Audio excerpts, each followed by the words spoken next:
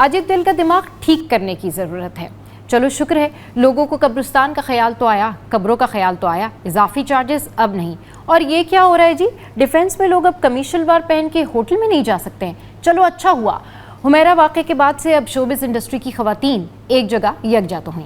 अस्सलाम वालेकुम, मैं हूँ सबा शेख और आज हम बात करेंगे कि जो इंसिडेंट हुआ है ये हुमैरा एक्ट्रेस का, इसके बाद अब क्या पोजीशन है, इसके बाद अब लोग क्या क्या बातें कर रहे हैं। इसके अलावा हम कुछ बात करेंगे अजित डोवल के हवाले से भी, जो कि गए हैं एक तकरीब में और कुछ भी कह रहे हैं और अब तक जो है इंडिया में उनका ऑपरेशन सिंदूर ख़त्म होने का नाम नहीं ले रहा है। मोदी का ये ऑपरेशन चलता जा रहा है जबकि पाकिस्तान दुनिया भर में अपनी धाक बिठा चुका है। वहीं पर हम बात करेंगे एक ऐसे अजीबोगरीब वाक़े की, ऐसी अजीबोगरीब बात की जिसको सुनने के बाद हैरत भी हुई कि क्या अभी भी ऐसी सोच मौजूद है।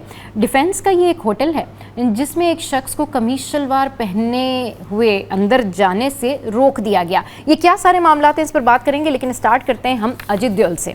अच्छा जी, अजित डोवल साहब जो हैं वो सिक्योरिटी एडवाइज़र हैं और जो कुछ भी होता है इंडिया में उसके करता धरता हैं और डिफेंस से रिलेटेड जितनी भी चीज़ें होती हैं ये सारा कुछ देख रहे होते हैं, बात कर रहे होते हैं। इन्होंने जी एक तकरीब में शिरकत की और तकरीब में जब ये गए तो कई दफ़ा इंडिया अपनी शिकस्त कबूल करने के बाद अब क्योंकि बहुत प्रेशर उन पर बिल्ट होता जा रहा है, कभी कह रहे हैं कि हम एशिया की जो ओवरऑल जो क्रिकेट है, एशिया कप जो है वो नहीं खेलेंगे पाकिस्तान के साथ, कभी कुछ, लेकिन इस दफ़ा तो इन्होंने हद कर दी। ये एक तकरीब में गए, इन्होंने शिरकत की और इन्होंने कहा जी हमने पाकिस्तान में 9 अहदाफ को जो है वो कामयाबी से निशाना बनाया, 23 मिनट में सारा ऑपरेशन मुकम्मल कर लिया। सीरियसली अजीत दिल साहब, आपको ये कहते हुए थोड़ी सी शर्म तो आनी चाहिए। चले कुछ हकाइक आपके सामने रखते हैं और आपको बताते हैं कि क्या कुछ आप लोगों की जानिब से किया गया और क्या कुछ हमने किया। तो ये रिपोर्ट्स पाकिस्तानी अखबारात की नहीं है, ये रिपोर्ट्स पाकिस्तानी मीडिया की नहीं है। 7 मई को जो है ये आपका अपना जो द हिंदू है, हिंदू टाइम्स जो अखबार है आपका, वो लिख रहा है, वो कहता है कि 3 तैयारे जो हैं इंडिया के तबाह हुए और ये तैयारे जो है इंडिया के ज़ेर इंतज़ाम जो कश्मीर है वहाँ पर ये तबाह हुए और उसके बाद आपके प्रेशर की वजह से इस खबर को डिलीट कराया गया। पहली बात। दूसरी बात, रॉयटर्स, वही रॉयटर्स जिसके ऊपर आपने पाबंदी लगवाई, उसमें क्या हुआ कि 7 मई को रॉयटर्स ने अपनी खबर शेयर की और ख़बर शेयर करने के बाद रॉयटर्स ने कहा कि जो मकबूजा कश्मीर है वहाँ पर भारतीय फाइटर जेट जो है उसके टुकड़े मिले हैं और उसकी फुटेज जो है वो दुनिया ने देखी। अच्छा जी, उसके बाद वॉशिंगटन पोस्ट की बात कर लेते हैं।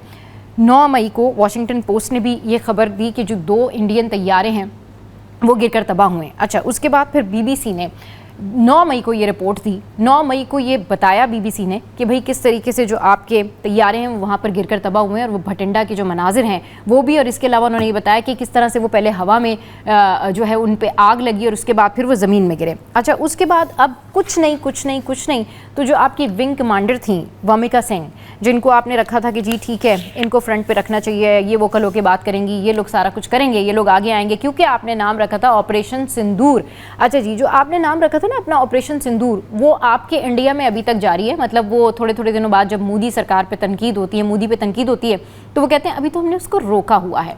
अच्छा जी, तो उन्होंने एक बहुत बड़ी बोंगी मारी, एतराफ़ भी किया कि जी ठीक है पाकिस्तान ने कितनी कामयाबी के साथ जो है इंडिया में अहदाफ को निशाना बनाया और जिस जगह पर पाकिस्तान ने हमले किए उसके बारे में उन्होंने जिक्र भी किया। लेकिन उन्होंने जब ये बात की ना वामिका सिंह ने कि जी जो उनके एयरबेस थे जहाँ पर पाकिस्तान ने जिन अहदाफ को निशाना बनाया, तो उन्होंने ये कहा कि स्पेशली जो हॉस्पिटल्स थे, जो स्कूल्स थे, वहाँ पर निशाना बनाया। Are you in your senses? Ajit Doval साहब, आपके लोग किस तरह की बात करते हैं? कम से कम बोंगी मारते हुए ना इंसान ये सोच लेता है, ये देख लेता है कि आप कौन सी बोंगी मारने जा रहे हैं।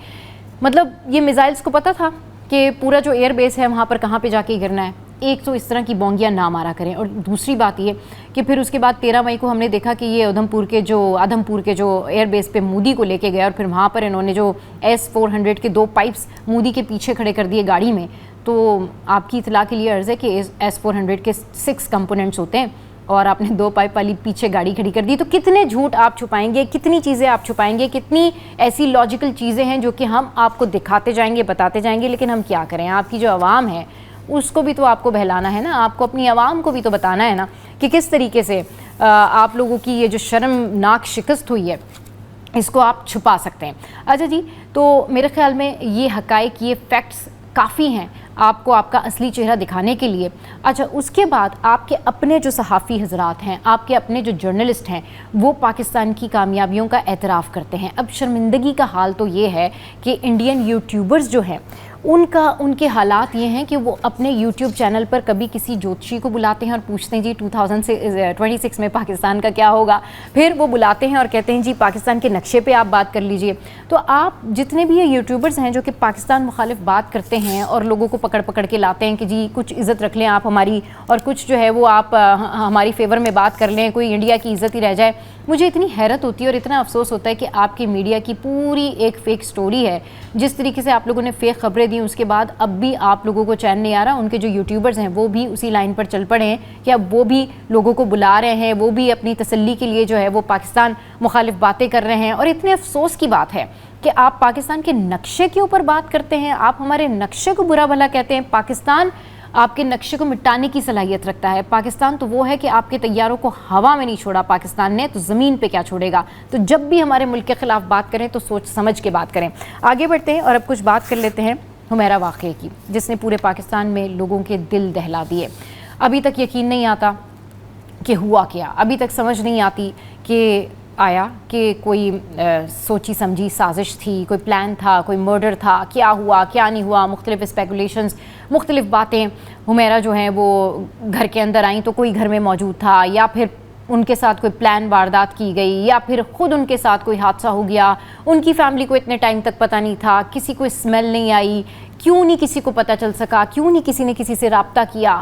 بہت ساری باتیں, بہت ساری اسپیکولیشنز جو ہیں اس حوالے سے ہو رہی ہیں, لیکن اس واقعے نے سب کی آنکھیں کھول دی ہیں. اور میری گزارش ہوگی کہ ان کی جو فیملی ہے, ان کے جو نجی معاملات ہیں اس میں لوگ دخل اندازی نہ کریں تو بہتر ہے, کیونکہ فیملی سے بڑھ کر کوئی نہیں ہوتا. ہاں اب اگر کوئی اپنی فیملی سے رابطے میں نہیں تھا, اگر کوئی باپ اپنی بیٹی سے بات نہیں کر رہا تھا, یا ان کے جو بھی وجوہات تھے وہ ان کے پرسنل وجوہات ہیں, پرسنلی لوگوں کو ٹارگٹ نہ کریں. لیکن اس واقعے نے ایک بہت اچھی چیز یہ کی ہے کہ جو بات ہم بہت ٹائم سے کر رہے تھے کہ لوگوں کو یونائٹڈ ہونا چاہیے, جو لوگ بیچلر رہتے ہیں کم سے کم ان کا کوئی واٹس ایپ گروپ ہونا چاہیے, ان کو کوئی پوچھنے والا ہونا چاہیے. تو ہماری جو انڈسٹری کی خواتین ہیں جیسے طوبہ انور ہیں اور سونیا حسین, ہیٹس آف ٹو یو, کہ جس دن سے یہ واقعہ ہوا, یاسر بھی اس واقعے کے حوالے سے کافی زیادہ جو ہے وہ ایکٹیو رہے. انہوں نے اس واقعے کے حوالے سے بات کی, انہوں نے کہا جی تدفین میں بھی ہم حاضر ہیں. اس کے علاوہ اب ایک واٹس ایپ گروپ بنا ہے, شوبز کی انڈسٹری کی جو خواتین ہیں ان کا یہ واٹس ایپ گروپ بنایا گیا ہے جس پہ وہ ایک دوسرے سے کنیکٹڈ رہیں گے. That's really really really good کہ آپ لوگ ایک دوسرے سے کنیکٹڈ رہیں, اور جتنے بھی بیچلرز یہاں پر رہتے ہیں وہ ضرور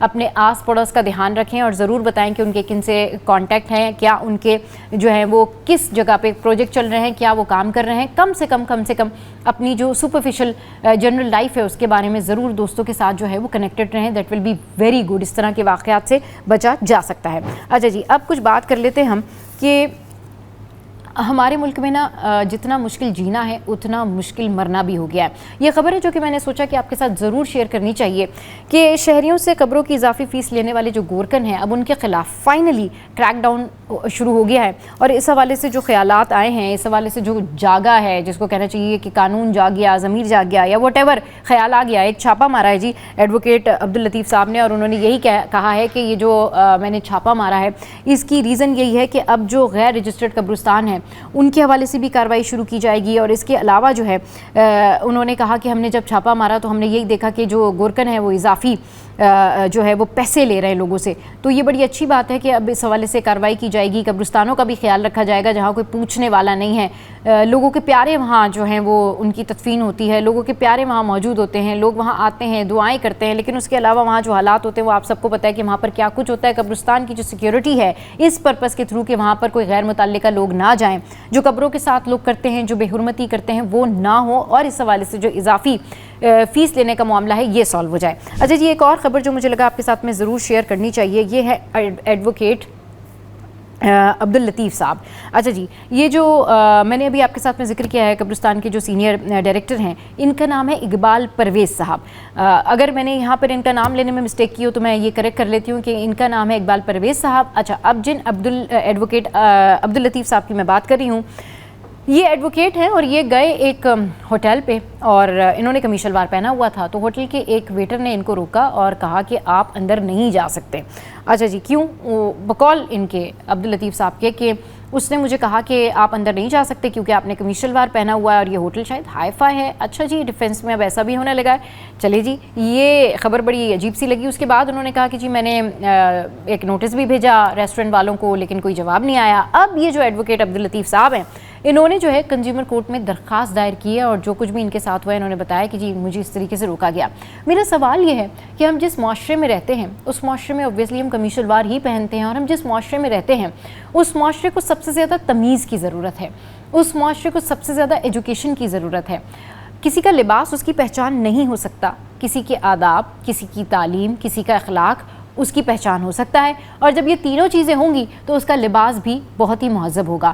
تو یہ بڑی عجیب سی بات تھی کہ اگر واقعی ہوٹل والوں کی جانب سے ایسا کیا گیا ہے، جو کہ خبریں کچھ اس طرح سے آ رہی ہیں کہ ہوٹل جو انتظامیہ ہیں، ہوٹل کے جو لوگ ہیں، جو ان کے مالکان ہیں یا ریسٹورنٹ کے جو عملہ اسٹاف ہے، وہ اس خبر کی تردید کر رہے ہیں یا وہ کہہ رہے ہیں کہ شاید ایسا واقعہ نہیں ہوا، لیکن اب دیکھنا یہ ہے کہ کیا سچ ہے کیا جھوٹ ہے، اور اگر اس طرح سے کیا گیا ہے تو یہ تو بڑی عجیب سی بات ہے، کیونکہ ہمیں پراؤڈ ہونا چاہیے ہمارے قمیص شلوار پہ، ہمیں پراؤڈ ہونا چاہیے ہمارے پہناوے پہ۔ آپ کو اپنی شخصیت کو ٹھیک کرنا چاہیے۔ کسی انسان کو اس کے کپڑوں سے جج کرنا، کسی انسان کو جو ہے وہ اس کی خد و خال سے جج کرنا، یہ بڑی عجیب سی بات ہے۔ تو اس معاشرے میں بہت ساری چیزیں بگڑی ہوئی ہیں جن کو ٹھیک کرنے کی ضرورت ہے، اور انسان کی پہچان اس کا لباس نہیں، اس کی تعلیم، اس کا اخلاق، اس کی تہذیب ہوتا ہے۔ آج کے ولاگ سے فی الحال اتنا ہی۔ آپ کیا کامنٹ کرنا چاہتے ہیں ضرور بتائیے، اور ہاں یہ بھی ضرور بتائیے گا کہ یہ جو اجت دیول صاحب ہیں، انہوں نے جو یہ بونگی ماری ہے اور انڈیا جس طریقے سے بوکھلاہٹ کا شکار ہے، اور ایشین کپ کے لیے یہ جتنی زیادہ جو ہے وہ تمہیدیں باندھ رہے ہیں اور جتنے زیادہ یہ ریزرویشنز کا اظہار کر رہے ہیں، آپ کیا سوچتے ہیں کہ جب انڈیا پاکستان کا میچ ہونے جا رہا ہوگا تو یہی سارے لوگ میچ دیکھنے کے لیے موجود ہوں گے؟ اینڈ آئی نو کہ ایسا ہی ہونے والا ہے۔ آج کے ولاگ سے فی الحال اتنا ہی، اپنا خیال رکھیے۔